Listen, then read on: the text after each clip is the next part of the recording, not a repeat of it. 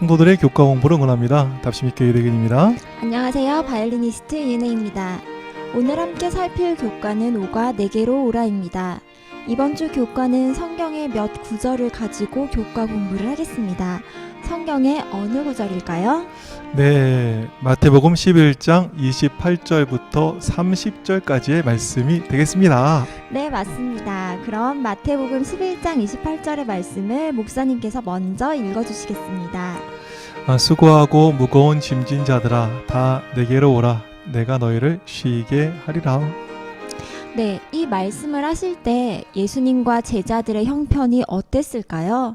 제자들과 사람들에게 쉼을 나누어 줄 정도로 예수님께서 여유가 있으셨을까요? 일요일 교과에는 예수님께서 이 위대한 말씀을 하신 배경이 소개되어 있습니다. 마태복음 9장을 보시면 예수님께서는 잘못된 사람들과 어울리시는 것처럼 보이셨으며 죄를 사하는 권능을 가지고 계신다는 예수님의 말씀은 많은 종교 지도자들을 불쾌하게 했습니다. 그리고 갈릴리 지방에서 큰 기적들을 행하셨지만 큰 변화가 없는 것입니다. 예수님께서는 그런 사람들을 향해 매우 강한 정죄의 말씀을 하십니다. 심지어 그들을 당시 그 어느 곳보다 악한 곳으로 알려져 있던 소돔에 비유하셨습니다. 보실까요? 예수께서 권능을 가장 많이 행하신 고을들이 회개하지 아니하므로 그때 책망하시되 화 있을진저 고라시나 화 있을진저 벳세다야 너에게 행한 모든 권능을 두로와 시돈에서 행하였더라면 그들이 벌써 베옷을 입고 재에 앉아 회개하였으리라. 내가 너희에게 이르노니 심판날에 두로와 시돈이 너희보다 견디기 쉬우리라.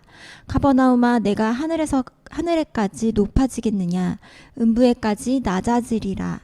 내게 행한 모든 권능을 소돔에서 행하였더라면 그 성이 오늘까지 있었으리라.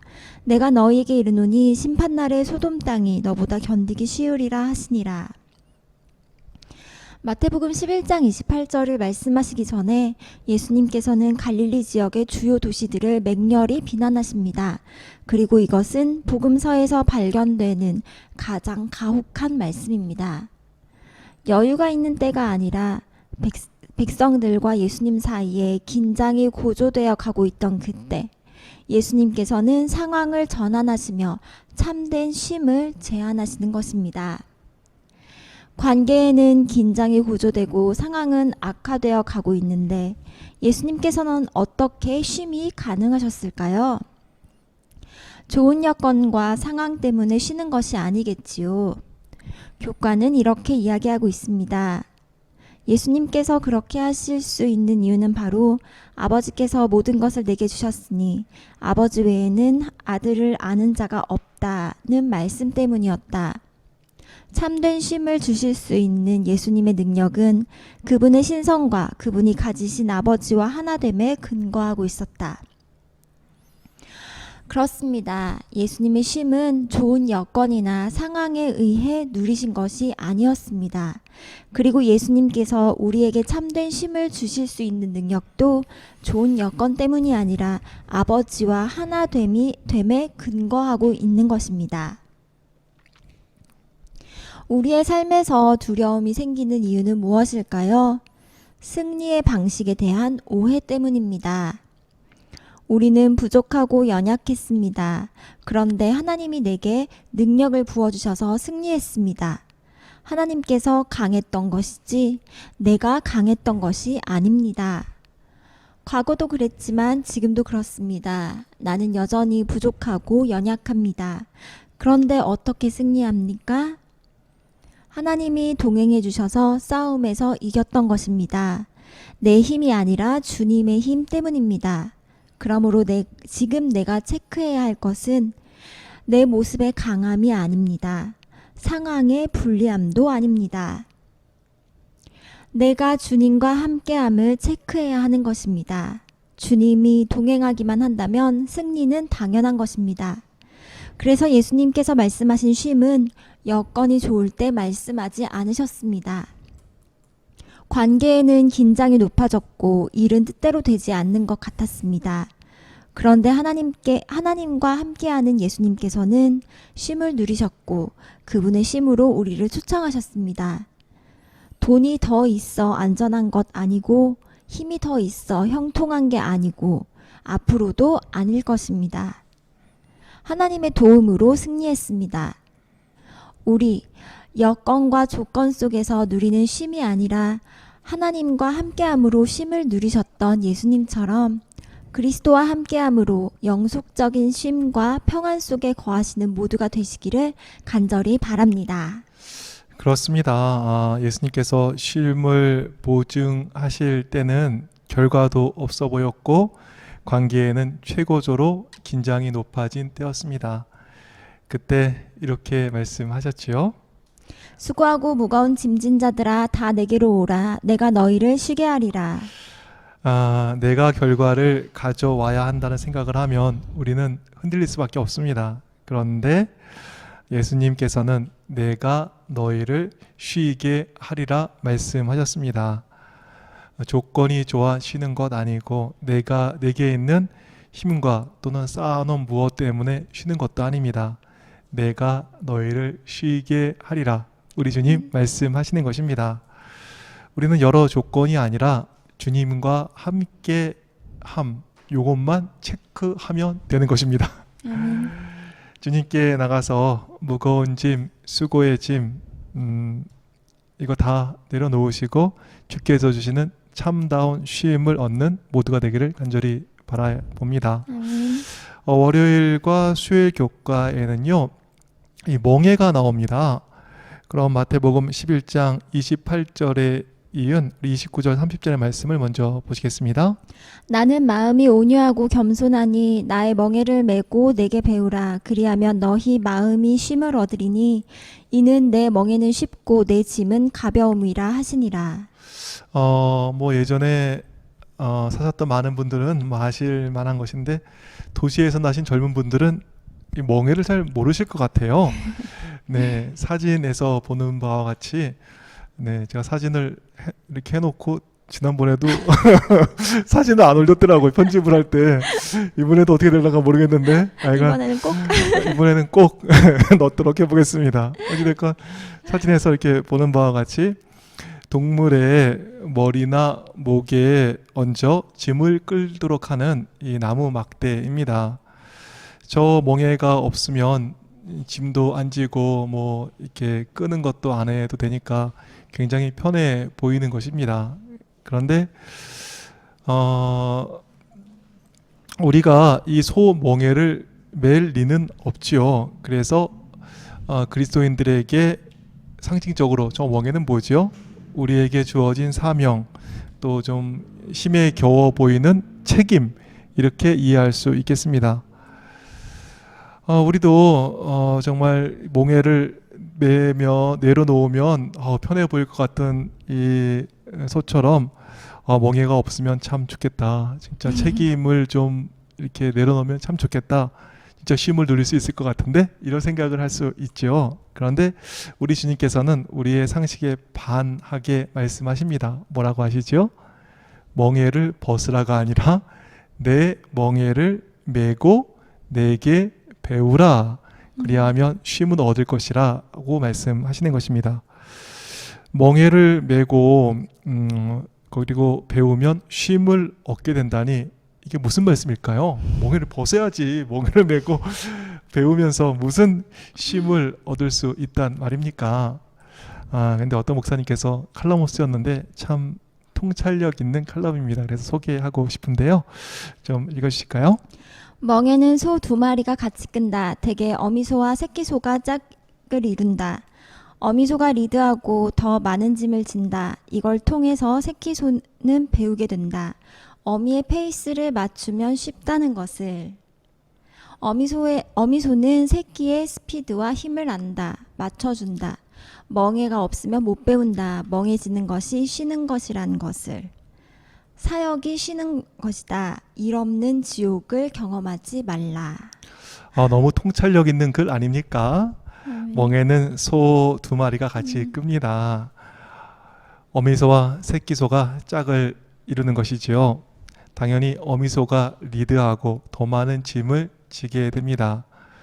엄마와 함께 지는 멍에를 통해서 새끼손은 깨닫게 됩니다. 어미와 페이스를 맞추면 이게 쉽게 일하는 것이구나. 새끼는 쉬운 일하는 법을 배우게 되는 것이지요. 어미소는 또 새끼소의 스피드와 힘을 알지요. 그래서 맞춰줍니다. 어미소와 함께 지는 멍에는 그래서 쉼이 있는 것입니다. 우리에게는 왜 성장이 없을까요? 멍에를 메고 배우는 것이 아니라 멍에를 빼고 뭐 많은 것을 좀 자유롭게 하고 싶은 것이지요. 우리에게는 왜 쉼이 없을까요? 멍에를 메고 쉬는 것이 아니라 멍에를 빼고 쉬려만 하는 것입니다. 정말 좀 책임을 질 때, 멍에를 멜 때 거기에 성장이 있고 거기에 쉼이 있는 것을 얼마나 우리가 많이 경험합니까? 뭐 일리를 들어보면 제가 교과 공부를 한 지도 벌써 횟수로 5년이 우와. 되더라고요. 네, 방송을 한다는 것이 또 이렇게 매주 한 주도 안 빼먹고 한다는 것이 얼마나 부담이 있겠습니까? 맞아요. 또 힘듭니다, 솔직히. 그런데 그 멍해를 감당하니까 어떻게 되었어요? 제가 정말 많은 것을 배우게 되었고 많은 성장을 하게 되었습니다. 예전에 이렇게 한 거랑 지금 한 거랑 보면 지금이 훨 낫다 그래요.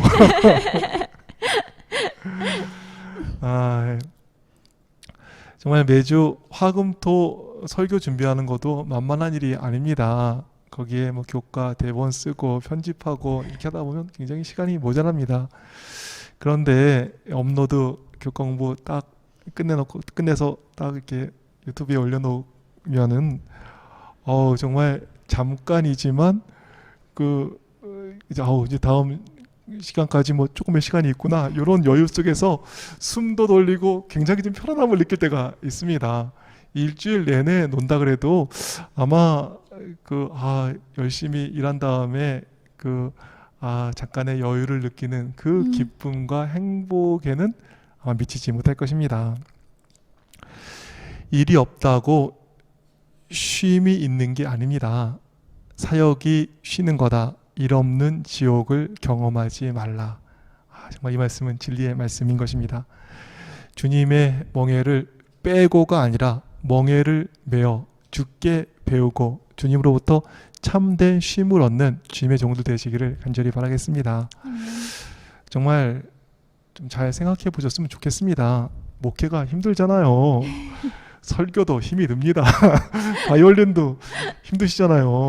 네, 그런데 누군가가 구독을 눌러주신다면 또 힘이 나고 뭐 그러기도 하지만 힘들어. 그런데 제가 이 목회라는 것을 저에게 뺀다고 생각해 보십시오. 설교라는 것을 저한테 뺀다고 생각해 보십시오. 제가 뭐에 쓸모가 있겠습니까? 집에 들어가면 밥도 잘 못하지 않습니까? 그렇다고 뭐 청소를 잘하겠습니까? 또 나가니 뭘 할 수 있겠어요? 정말 그 불의한 청지기가 했던 얘기가 생각나는데 일을 하자니 힘이 없고 빌어먹자니 부끄럽구나. 이게 저의 고백일 수밖에 없는 것입니다.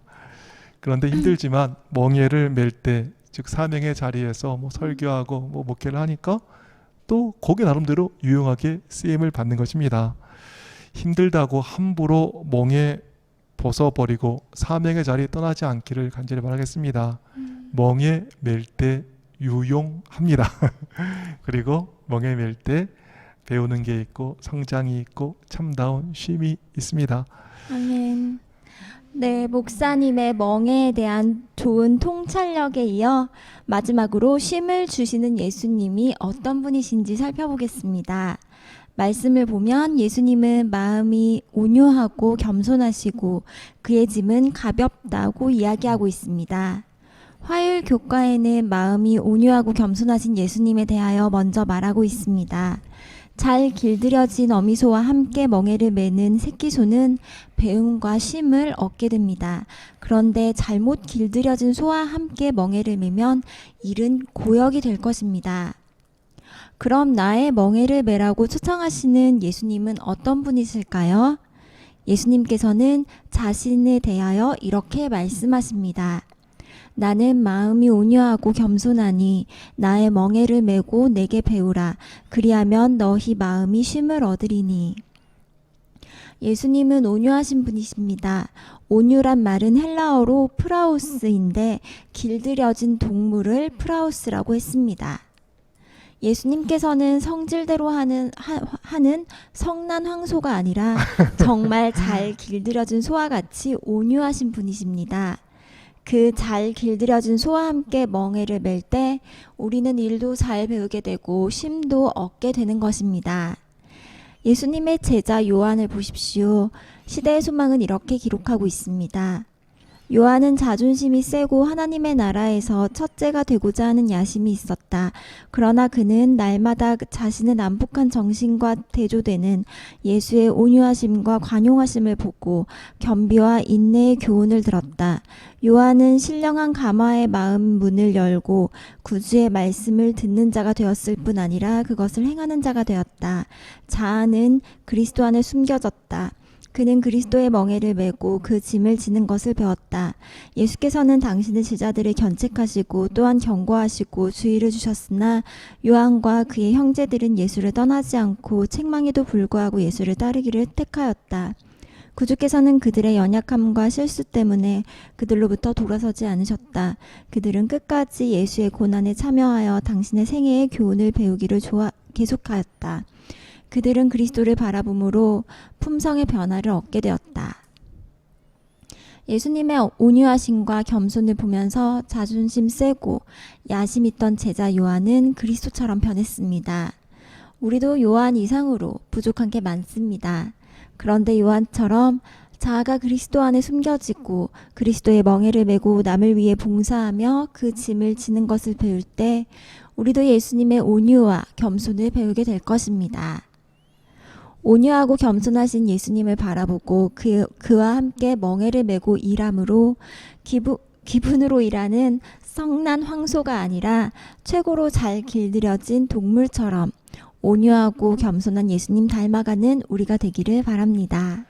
그러니까요. 우리가 주의 일을 주의 정신으로 하게 될 때, 또 주님처럼 하게 될 때 우리가 정말 예수님을 닮아가는 그러한 축복도 누림을 살펴보았습니다. 예수님은 온유하십니다. 그리고 또 어떻지? 예수님의 짐은 가볍다. 이렇게 성경은 이야기하고 있습니다.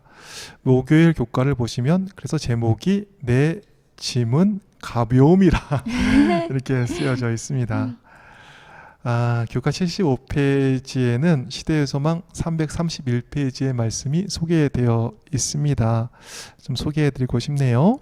소의 멍에를 메우는 것은 짐을 끌 때 소를 도와서 부담을 가볍게 해주기 위함이다. 그리스도의 멍에도 그러하다. 우리의 의지가 하나님의 뜻 안에 흡수됐고 또 남을 돕기 위하여 우리가 하나님의 선물을 사용할 때에 생애의 짐이 가벼워짐을 깨달을 것이다. 소의 멍에를 메우는 것은 소를 힘들게 하는 것이 아닙니다. 무거운 짐을 끄는 소를 도와서 부담을 가볍게 해주고 또 좀 쉽게 이 멍에를 잘 이렇게 사용함으로 이게 일이 쉽도록 이렇게 도와주는 것이지요. 우리 하나님의 멍에가 그렇습니다.